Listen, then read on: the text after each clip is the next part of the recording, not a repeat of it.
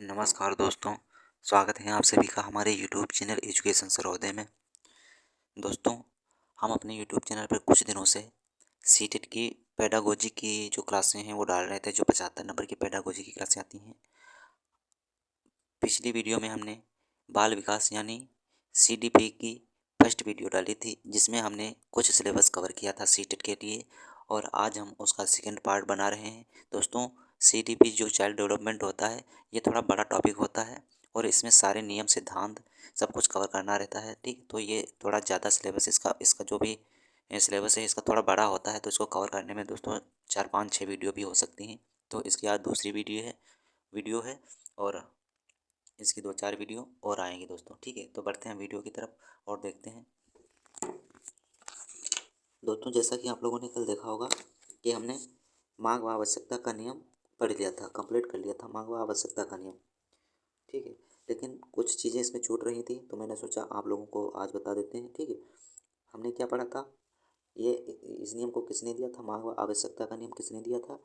ये दोस्तों मांग व आवश्यकता का नियम अब्राहम मैस्लो ने दिया था। अब्राहम मैस्लो नामक वैज्ञानिक ने दिया था। ठीक है, इन्होंने इसके इसके जो 5 स्तर बताए थे, यहाँ पे स्तर नहीं स्तर है दोस्तों, यहाँ पे स्तर लिख लेना। 5 स्तर बताए थे। वो स्तर कौन कौन से बताए थे हम देख लेते हैं एक बार। इसमें जो कल छूट गया था वो हम देखते हैं। तो देख लेते हैं इसके स्तर कैसे होते हैं, किस तरीके के होते हैं, और मनुष्यों पे जो होता है किस प्रकार से अप्लाई होते हैं, क्या सिद्धांत इन्होंने दिया, वो कहाँ तक सही थे। ठीक है, तो ये देखो, पहला इनका सिद्धांत शारीरिक आवश्यकता, सुरक्षा की आवश्यकता, लव एवं संबंधों की आवश्यकता, आत्मसम्मान की आवश्यकता और आत्मसिद्धिकरण, मतलब सब कुछ प्राप्त हो जाने के बाद में ये आत्मसिद्धि इसको प्राप्त हो गई। तो इसमें देख लेते हैं एक बार। यहाँ पे दोस्तों देख सकते हैं आप लोग, इससे ज़्यादा जूम नहीं हो सकता, पर यहाँ पर दोस्तों आप लोग इस तरीके से देख सकते हैं कि ये जो फिजिकल नीड्स थी, इंसान लेटा हुआ है, उसको लेटने की आवश्यकता है, चलने दौड़ने भागे या भूख प्यास, ठीक, इन सभी चीज़ों की आवश्यकता होती है। इसमें क्या होता है, फूड होता है, शारीरिक आवश्यकताओं में फूड होता है, वाटर होता है, शेल्टर होता है, स्लीप होता है, सोना होता है। चलो इसको दोस्तों हम नेक्स्ट पेज पे समझ लेते हैं। ठीक है, यहाँ पे दोस्तों फिजिकल नीड्स क्या होती हैं इंसान की। फिजिकल नीड्स होती हैं, देखो, पहला तो होता है फूड, ठीक है। दूसरा होता है वाटर, फूड वाटर, शेल्टर होता है दोस्तों, फूड वाटर शेल्टर भी होता है। ठीक है, और फिर उसको सोना भी होता है। तो ये क्या है, ये सारी मनुष्य की फिजिकल नीड्स हैं दोस्तों, ये मनुष्य की फिजिकल नीड्स हैं। अब आगे बढ़ते हैं दोस्तों और देख लेते हैं बुद्धि। ये जो बुद्धि के सिद्धांत हैं, बुद्धि किसे कहते हैं, ये सभी प्रकार की कितने प्रकार की होती है, किस प्रकार से वर्क करती है, ठीक, इसको इसके कितने सिद्धांत हैं, किस किसने सिद्धांत किस किस वैज्ञानिक ने दिए हैं, तो इन सभी बातों पे हम आज चर्चा करेंगे। तो देख लेते हैं बुद्धि, इसकी पढ़ लेते हैं पहले। क्या है डिफिनेशन, पहले हो गई इंटेलिजेंसी मतलब बुद्धि, सोचने समझने और तर्क करने की शक्ति को। दोस्तों क्या है, सोचने समझने। ठीक है, जैसे हम किसी चीज़ को सोचते हैं समझते हैं, तो क्या है, हमारे पास बुद्धि है, दिमाग है, तभी तो हम उससे सोचते समझते हैं। ठीक है, और अपने इमोशंस पे कंट्रोल रखते हैं, अपने अंदर इमोशंस लाते हैं। ये सभी क्या है, बुद्धि के अनुसार ही हम किसी चीज़ को करते हैं, तो उसमें अपना दिमाग लगाते हैं। दिमाग लगाना क्या है, बुद्धि ही तो है। ठीक है, तो इसमें क्या है, सोचने समझने तथा संवाद करने की शक्ति को बुद्धि कहते हैं। ठीक है, संवाद करने की, जैसे हमारे पास बुद्धि होगी तभी तो किसी से बातचीत करेंगे, सही से बात करेंगे, वरना कैसी कैसी बातें करने, क्योंकि क्या कहते हैं, कभी कभी कहते हैं कि बहुत बेवकूफ़ हो गए हो। ठीक है, यहाँ पे दोस्तों हमने, चलो दोस्तों एक बार पीछे पीछे वाली डिस्क पे जाते हैं। कुछ याद आ गया कि दोस्तों हमने जो आप लोगों को बताया था कि ये जो इसके अब्राहम मैस्लो के जो होते हैं नियम, 5 स्तर कैसे होते हैं, तो मैंने आपको कम्प्लीटली नहीं बताया, मैंने केवल फिजिकल नीड्स बताई थी। अब इसमें दूसरा दोस्तों देख लेते हैं सेफ्टी नीड। जैसे भोजन भी हो गया, आपका शेल्टर रहने की आवश्यकता होगी, फिर दोस्तों आपकी सुरक्षा की आवश्यकता होती है। आपने बहुत सारा धन कमा लिया, बहुत सब कुछ कर लिया, तो आपको क्या होता है, अब फिजिकल नीड्स होती है। ठीक, तो फिजिकल नीड्स दोस्तों क्या होती है, फिजिकल नीड्स। अब दूसरे नंबर पर क्या है, फिजिकल नीड्स। तीसरे नंबर पे क्या है दोस्तों, लव एंड बिलोंगिंग्स। आपके पास सुरक्षा हो गई, तो आपको चाहिए कि आपकी शादी हो या कुछ भी, मतलब बिगनिंग एंड लव नीड्स, मतलब आपको लव और संबंधों की आवश्यकता हो गई। ये समझते हैं दोस्तों आप सब लोग। ठीक है, और फिर क्या है, फिर आत्मसम्मान की आवश्यकता होती है भाई, धन भी कमा लिया, शादी बारात भी हो गई, ठीक है, और लव भी हो गया, तुम्हारा जो भी था मिलना था सब कुछ हो गया, कंप्लीटली हो गया। उसके बाद में आपको किस चीज़ की आवश्यकता पड़ी? आत्मसम्मान की, मेरा कि कोई सम्मान भी तो करे भाई, सब चीज़ें कंप्लीट हो रही हैं, अब सम्मान की आवश्यकता पड़ी, ठीक है। तो यहाँ पे आत्मसम्मान की आवश्यकता पड़ी, फिर क्या कहते हैं, समय की आत्मसम्मान की आवश्यकता पड़ी, फिर आत्मसिद्धिकरण। यहाँ सबसे लास्ट में क्या होता है? आत्मसिद्धिकरण। जैसे कि आप लोग समझ लेते हैं दोस्तों, पहला जो होता है, पहला होता है शारीरिक आवश्यकता, पहला होता है फिजिकल नीड्स मतलब शारीरिक अवस्था। दूसरा दोस्तों क्या होता है? दूसरा जो होता है, दूसरा सुरक्षा की आवश्यकता होती है, दूसरा मतलब सेफ्टी नीड होती है, सेफ्टी नीड, दूसरा सेफ्टी नीड होती है। तीसरा क्या होता है? लव एंड बिलोंगिंग्स होता है, ठीक है। और चौथा क्या होता है? आत्मसम्मान की आवश्यकता होती है। चौथा क्या होता है दोस्तों? आत्मसम्मान की आवश्यकता होती है, आत्मसम्मान, ठीक। पाँचवा क्या होता है दोस्तों? पाँचवें स्तर पर क्या होता है? पाँचवें स्तर पर, पाँचवें पे दोस्तों फिर होता है आत्मसिद्धि। आत्मसिद्धि दोस्तों क्या होता है? जिस काम के लिए आप बने बने थे, आपको पता चल गया कि हमको इस काम को करना था, आप उस काम की प्राप्त कर लेते तो आपको सिद्धि मिल गई, ठीक। जैसे जैसे क्या होता है, कोई महात्मा हुआ, ठीक है, महात्मा हुआ, वो किस लिए जीवित होता है, किस लिए वो काम करता है, वो साधना पूजा जो भी करता है किस लिए करता है? क्योंकि उसको भगवान की प्राप्ति हो जाए, मतलब उसको उसका जो ध्यान है अच्छे से लग जाए, तो महात्मा किस लिए हो जाता है? वो हर चीज़ की आवश्यकता होती है, फिजिकल नीड्स होती हैं, फिर दोस्तों को क्या होता है, उसको आत्मसिद्धि प्राप्त कर लेते हैं वो लोग, वो उसी को कहते हैं ज्ञान प्राप्त कर लेना, ठीक है। पर आत्मा का परमात्मा से मिलन जो भी है, जिस भाषा में वो बोलते हैं वो उनका होता है, तो क्या कहते हैं? उसको आत्मसिद्धि कहते हैं, ठीक है, आत्मसिद्धि, ठीक। अब दोस्तों बढ़ते हैं आगे और देख लेते हैं।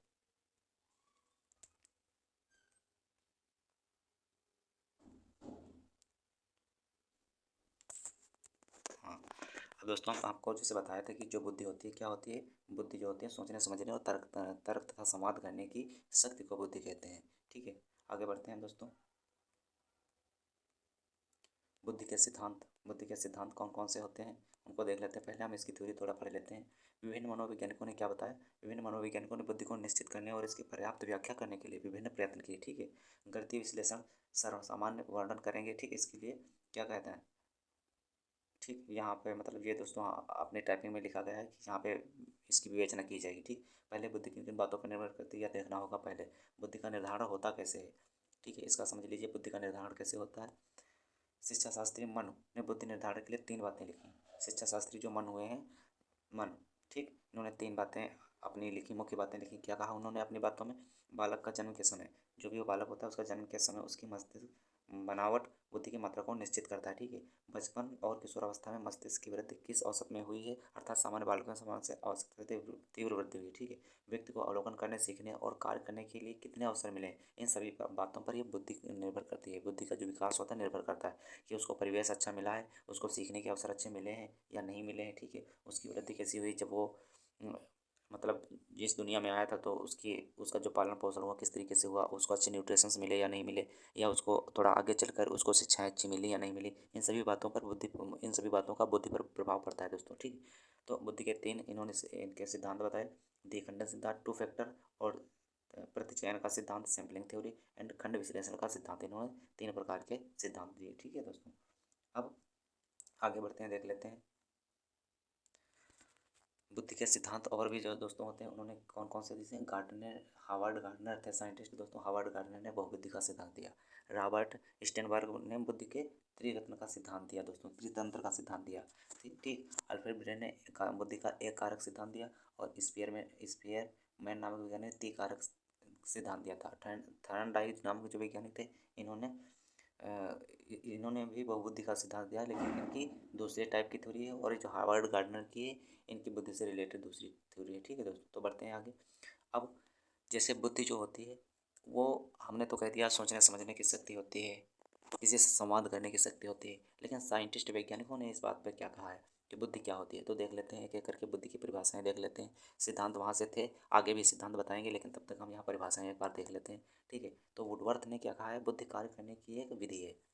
तो दोस्तों कार्य करने की एक विधि है, जैसे हम किसी काम को करते हैं एक नई विधि से, जैसे गणित लगाते हैं, ठीक है, सॉल्विंग उसको करते हैं, कोई फार्मूलेस होते हैं उनकी विधि होती हैं, या किसी किताब को पढ़ते हैं तो हम एक रूल से पढ़ते हैं, स्टार्टिंग पहले पेज से पढ़ना स्टार्ट करते हैं और आगे तक जाके पढ़ते हैं। तो क्या इन्होंने कहा ये बुद्धि कार्य करने की एक विधि है जो, ठीक है। Intelligence is a way of acting, ठीक है, कार्य करने की एक विधि है। जैसे मूवी लोग बनाते हैं, ठीक है, इसमें क्या होता है, एक्टिंग की जाती है। क्यों की जाती है, कैसे की जाती है भाई, बुद्धि के जरिए। उनके पास दिमाग है, बुद्धि है, तभी तो वो कोई कोरियोग्राफी करता है, कोई मोमेंट करता है, हर चीज़, हर एक मोमेंट तो वहाँ पे बुद्धि का होता है, दिमाग का होता है, ठीक है। तो उनके पास बुद्धि होती है, अच्छी बुद्धि लेवल की होती है, तभी तो वो करते हैं ऐसा, ठीक है।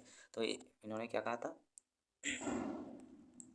इन्होंने कहा था कि जो बुद्धि बुद्धि है कार्य करने की एक विधि है, ठीक। अब टर्मन नामक वैज्ञानिक ने क्या, टर्मन ने कहा बुद्धि अमूर्त विचारों के बारे में सोचने की योग्यता है। भाई ये भी इनकी बात भी सही थी। जैसे हम किसी चीज़ के बारे में सोचते हैं, कि साइंटिस्ट लोग हैं बहुत आगे सोच सोच लेते हैं कि अगर इस तरीके का, जैसे कोई वायरस ही मान लो का, तो सोचते हैं कि अगर इस तरीके का वायरस नया बना तो इसका नया वेरिएंट क्या बन सकता है, वो किस तरीके का प्रभावी होगा।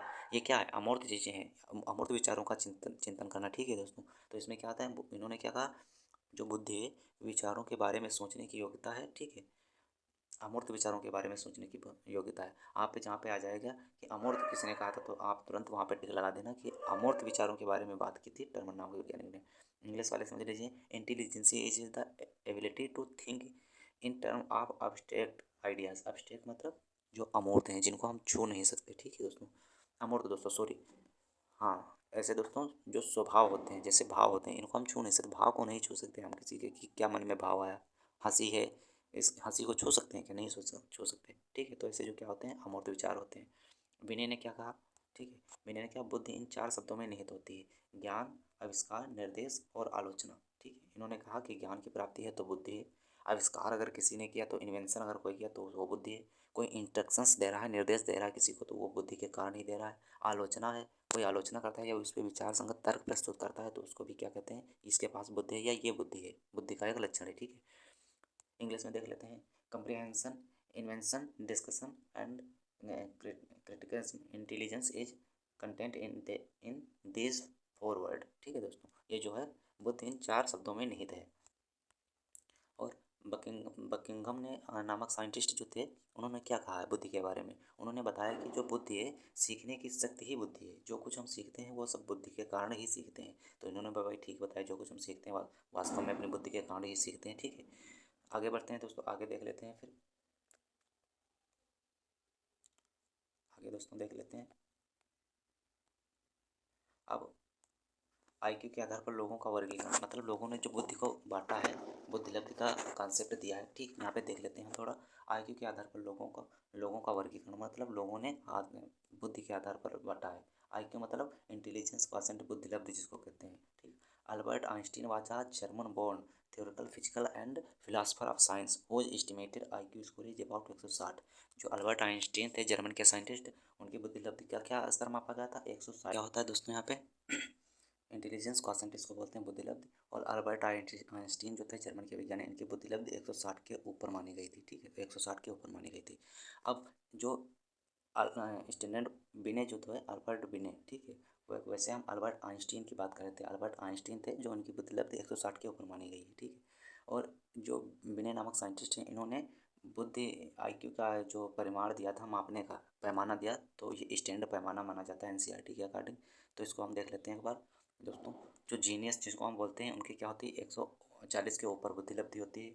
और जो सुपीरियर होते हैं उनकी 120 से 139 होती है। और जो वेरी सुपीरियर होते हैं उनकी 120 से 139 बुद्धि लब्धि होती है। और जो सुपीरियर तो होते हैं उनकी 110 से 119 के बीच में होती है। और एवरेज, यहाँ पे दोस्तों इसको जरूर आप याद रखना कि एवरेज जो बुद्धि होती है, ठीक है, इसको क्या कहते हैं, ये 90 से 110 मानी गई है, ठीक। 110 109 कुछ भी हो, आप वहाँ पे ये टिक करके आना है, ठीक है।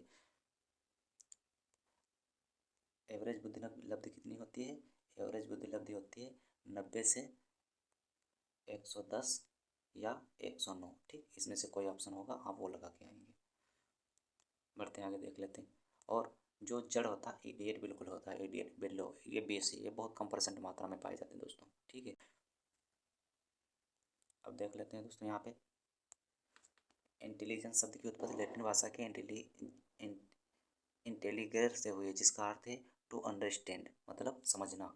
इंटेलिजेंट हेरिडिटी से अधिक प्रभावित होती है, जो बुद्धि होती है ये हेरिडिटी से अधिक प्रभावित होती है, अनुवांशिकता से ज़्यादा प्रभावित होती है। और intelligence is the ability to reason, adept and learn, ठीक। क्या यहाँ पर भी क्या कहा गया है, जो बुद्धि हमारी है, एबिलिटी है, वो अडॉप्ट कर लेती है, किसी से सीख लेती है, चाहे वो जिस रीजन में हो, चाहे जिस जैसा वातावरण हो, उसके हिसाब से वो सीख लेती है। और कॉन्सेप्ट आईक्यू का कॉन्सेप्ट किसने दिया था?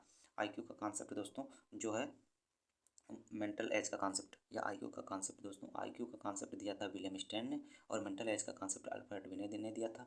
अब दोस्तों आईक्यू का फार्मूला क्या होता है, ये सीधा पूछ लिया जाता है। आईक्यू बराबर क्या होता है? मेंटल एज बटे क्रोनोलॉजिकल एज गुणे 100, एम ए बटे सी ए गुणे 100, यानी ऊपर मानसिक आयु और गुणे मानसिक आयु बटे वास्तविक आयु गुणे 100। ठीक, यहाँ पे ठीक ठीक है। जैसा कि दोस्तों बताया कि जो मानसिक आयु का कॉन्सेप्ट होता है, ये जो फार्मूला होता है क्या होता है? मानसिक आयु बटे वास्तविक आयु गुणे 100, इससे बुद्धिलब्धि का पता लगाया जाता है। जैसे यहाँ पे दिया हुआ है, जैसे किसी बच्चे की रियल एज 10 वर्ष है, कोई बच्चा 10 वर्ष का है और उसका दिमाग 12 वर्ष के बच्चे के समान काम करता है, तो आईक्यू लेवल क्या होगा? यहाँ पे समझ लीजिए, कोई बच्चा 10 साल का है, ठीक, वास्तव एज इसकी है, वो काम कर रहा है 12 साल के बच्चे के जैसा। अब इसकी बुद्धिलब्धि हमको निकालनी, तो 100 से मल्टीप्लाई करेंगे, यहाँ से डिवाइड कर देंगे 10 टाइम, ठीक, तो 120 आ जाएगा। अब दोस्तों ये जो आईक्यू आया है, आईक्यू लेवल आया है 120, 120 कहाँ था? 90 से 100 दोस्तों 10, तो ये एवरेज में था, यानी एवरेज से, यानी सुपेरियर है बंदा ये। ठीक है, तो ऐसे हम पता लगा लेंगे कि अगर 120 आया है तो ये कैसा है? ये सुपेरियर है, बुद्धिलब्धि इसकी सुपेरियर है। ठीक, ये सुपेरियर है। अब देख लेते हैं आगे यहाँ पे। ठीक, आईक्यू एवरेज तो इतना था, एवरेज से ऊपर है, सुपेरियर। ठीक, अब क्रोनोलॉजिकल एज सी ए इसको लिखते हैं। ठीक, 60 में इसको सी ए लिखते हैं और इसको फुल फॉर्म इसकी जो होती है क्रोनोलॉजिकल एज होती है। ठीक, अब दोस्तों देख लेते हैं किस किस ने सिद्धांत दिया। जो अब दोस्तों 1905 में पहला बुद्धि परीक्षण किसने किया था? फर्स्ट इंटेलिजेंस परीक्षण किसने किया था? अल्फ्रेड बिनेट ने किया था और थायोडोर सीमन ने किया था।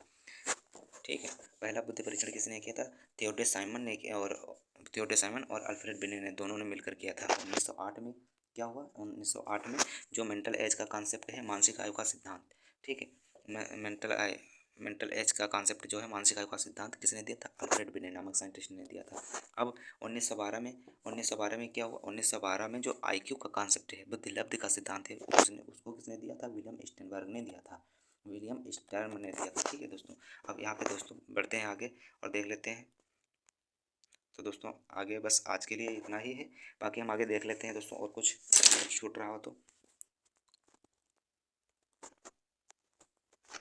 यहाँ पे दोस्तों समझते हैं।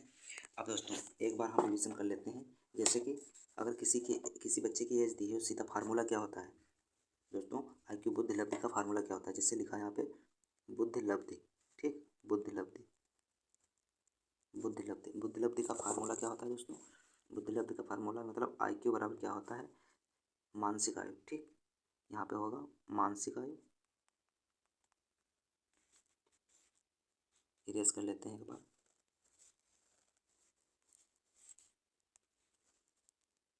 आईक्यू लेवल का फार्मूला क्या होगा?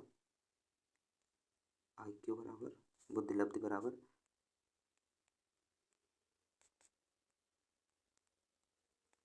ये है दोस्तों मानसिक आयु। यहाँ पे दोस्तों पेन मेरा नहीं सही है, इसलिए नहीं हो पा रहा। मानसिक आयु बटे वास्तविक आयु। ठीक, वास्तविक आयु। अब दोस्तों जैसे कोई बच्चा 20 साल का है, ठीक, कोई बच्चा 20 साल का है और उसका दिमाग काम कर रहा है 15 साल के बच्चे के जैसा। ठीक, अब उसको 100 से मल्टीप्लाई करेंगे, ये आईक्यू बराबर है। अब इसको यहाँ से डिवाइड करेंगे, 5 टाइम जाएगा। अब दोस्तों इसकी मल्टीप्लाई कर लेते हैं। अब दोस्तों ये इसकी बुद्धिलब्धि इतनी है। अब हम देख लेते हैं कि जो 90 से 110 तो दोस्तों ये सामान्य था, औसत था। ठीक, अब ये जो 75 आया है, ये 90 से भी कम है, मतलब ये बच्चा मंद है। ठीक, इस तरीके से निकालते हैं।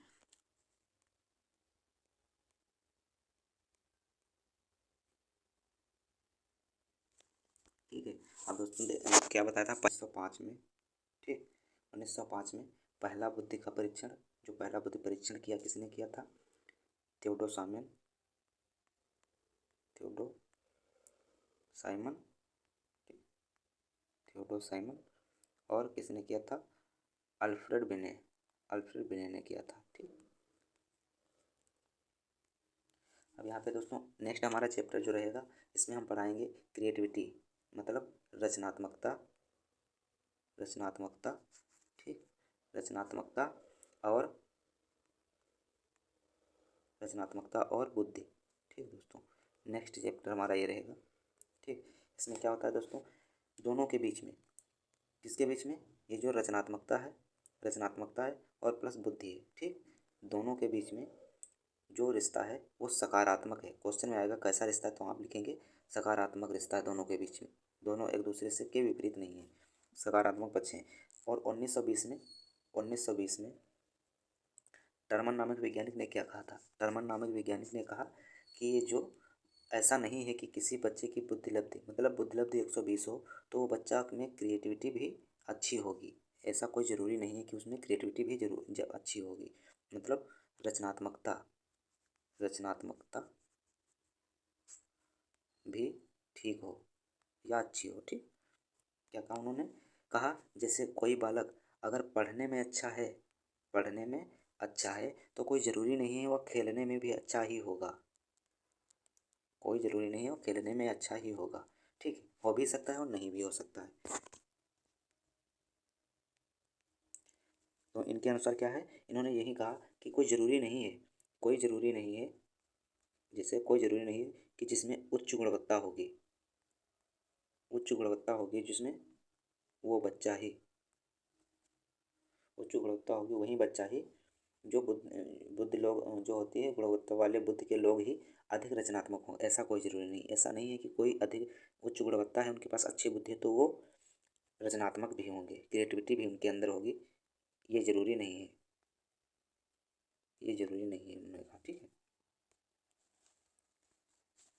क्रिएटिविटी दोस्तों रचनात्मक जो होती है इसके 4 विशेषताएं होती हैं। क्या होती हैं, जो रचनात्मकता होती है, रचनात्मकता जो होती है इसकी 4 स्टेजेस होती हैं, 4 स्टेजेस। ठीक, 4 विशेषताएं कह सकते हैं, 4 विशेषताएं होती हैं। ठीक, इसकी देख लेते हैं 4 विशेषताएं कौन कौन सी होती हैं, तो देख लेते हैं। यहाँ पे 4 विशेषताएं होती हैं। नंबर 1 होता है दोस्तों, नंबर 1 डाल देंगे आप लोग। नंबर 1 होता है, थोड़ा दोस्तों पर छोटा कर लें। नंबर 1 नंबर पे क्या होता है, प्रवाह, मतलब जो भी भाषा जो भी बुद्धि है उसका प्रवाह होता है। जो क्रिएटिविटी और रचनात्मकता होती है उसका जो स्टेजेस होती हैं उसमें पहले नंबर पे स्टेज है प्रवाह चिंतन, मतलब वो फ्लुएंटी है उसके सोचने समझने की शक्ति में फ्लुएंटी होती है। जो रचनात्मक बच्चे होते हैं उनका दिमाग प्रवाहपूर्ण होता है। तो पहला क्या है, प्रवाह। ठीक, दूसरे नंबर पे क्या है, दूसरा नंबर डाल देंगे दोस्तों। दूसरा क्या लिखेंगे, फ्लेक्सिबिलिटी यानी लचीलापन। क्या है, लचीलापन होगा। तीसरे में क्या है दोस्तों, वास्तविकता। क्रिएटिविटी होगी वो वास्तविकता होगा। ठीक, वास्तविकता होगी, क्रिएटिविटी की वास्तविकता होगी। फोर्थ पार्ट कौन सा है दोस्तों, फोर्थ हम डाल लेते हैं विस्तार। वो विस्तारवादी बालक होंगे, जो रचनात्मक होंगे वो विस्तारवादी बालक भी होंगे। ठीक है, तो ये 4 इसकी हो गई। अब दोस्तों जो होता है हमने क्या सीख लिया इसमें, इसमें दोस्तों सीखा कि ये जो रचनात्मकता होती है इसकी 4 विशेषताएं होती हैं। रचनात्मकता की 4 विशेषताएं होती हैं, कौन कौन सी, प्रवाह होगा, उसमें फ्लुएंसी होगा। ठीक, उसमें प्रवाह होगा, लचीलापन होगा। ठीक, और क्या होगा, रियलिटी वास्तविकता होगी। ठीक, और विस्तार होगा, विस्तारवादी बालक होंगे जो रचनात्मक होंगे। ठीक, आगे क्या होता है, थिंकिंग। इसके बारे में दोस्तों चैप्टर आ जाता है हमारा थिंकिंग। तो दोस्तों इरेज कर लेते हैं यहाँ पे। फिर दोस्तों कौन सा चैप्टर आता है हमारा, थिंकिंग मतलब विचार।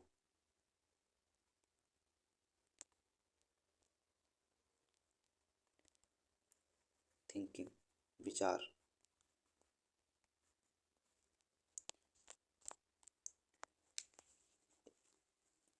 थिंकिंग के क्या है दोस्तों, जैसे हम किसी चीज़ को सोचते हैं हमारे मन में विचार आते हैं उन सभी को क्या कहते हैं, थिंकिंग्स होती हैं। और थिंकिंग्स के बारे में जेपी गिलफर्ड नामक वैज्ञानिक हैं, जेपी गिलफर्ड गिलबर्ट जिसको बोलते हैं, ठीक, उन्होंने क्या बताया, इन्होंने दो प्रकार के बताया कि बच्चा जो भी होता है वो दो प्रकार की थिंकिंग देता है, दो प्रकार से सोचता है। किस तरीके की, इन्होंने अपने सिद्धांत में क्या कहा, थिंकिंग के बारे में क्या कहा इन्होंने, गिलबर्ट नामक वैज्ञानिक ने, हम लिख लेते हैं यहाँ पे,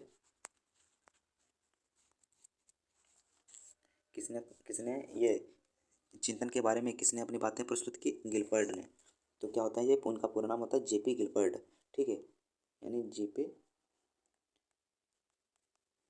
गिलबर्ट, ठीक, जेपी गिलबर्ट। इन्होंने क्या बताया, दो प्रकार का चिंतन होता है बच्चों में, दो प्रकार का चिंतन होता है। पहला जो चिंतन होता है वो अपसारी होता है, ठीक, अपसारी चिंतन होता है जिसको हम बोलते हैं डाइवर्जेंट, और दूसरा जो होता है अपसारी चिंतन होता है, यानी वो दोस्तों सॉरी, अपसारी हो चुका, अब दूसरा कौन होता है, अभिसारी, ठीक, दूसरा कौन सा होता है, अभिसारी चिंतन होता है, अभिसारी चिंतन, ठीक। अपसारी चिंतन में क्या होता है दोस्तों, अपसारी चिंतन में क्रिएटिविटी से रिलेशन बनाया जाता है, ठीक है। अब ये वो दोस्तों ओपन एंडेड है, जो डाइवर्जेंट थिंकिंग है ये क्या है, ओपन एंडेड है, ओपन एंडेड, ठीक। यहाँ पे दोस्तों इस्तेमाल नहीं हो पा रहा है, जो अच्छे से दोस्तों पेन ना होने के कारण बहुत समस्या आ रही है अभी, ठीक। तो क्या होता है दोस्तों, ये डाइवर्जेंट जो थिंकिंग होती है ये क्या होती है, ओपन एंडेड होती है, ओपन एंडेड। ओपन एंडेड में हमने बताया था क्वेश्चन में कि जो मुक्त बंद होते हैं, जिसके आंसर एक से अधिक होते हैं, वो क्या होते हैं, ओपन एंडेड। ओपन एंडेड हम अगर ग्राफ की तरीके से बताएं तो किस तरीके से बताएंगे, ये कोई पॉइंट हुआ, ये कोई पॉइंट हुआ, ठीक है, यहाँ से बहुत सारी चीज़ें जा रही हैं, ठीक, तो ये क्या हुआ, ओपन एंडेड है। किसी प्रश्न के एक से ज़्यादा आंसर है, ये है क्या, ओपन एंडेड। और इसी तरीके से अगर हम अभिसारी की बात करते हैं, अभिसारी चिंतन, आवाज़ पे ध्यान देना दोस्तों, अभिसारी चिंतन,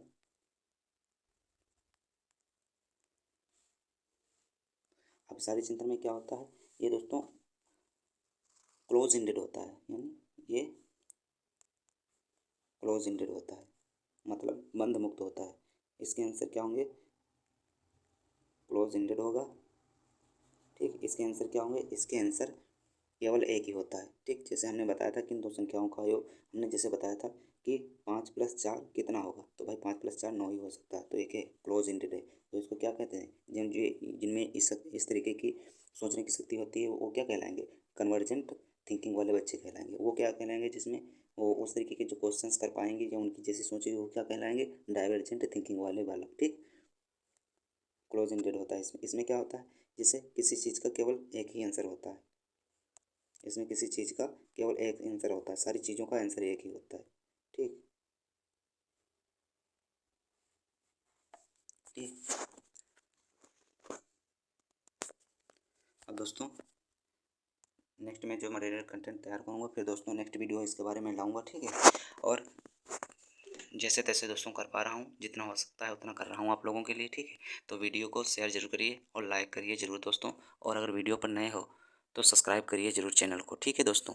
अभी मैं नया यूट्यूबर हूँ, अभी इतना कुछ मेरे पास सुविधाएँ नहीं हैं, जिस कारण से मैं कंटेंट कहीं बहुत मुश्किल से बनाता हूँ, उसके बाद में फिर मेरे पास पेन ना होने के कारण मैं बोर्ड पे जैसे पढ़ा नहीं पा रहा हूँ सही से, और ये समस्याएं आती हैं, ठीक है।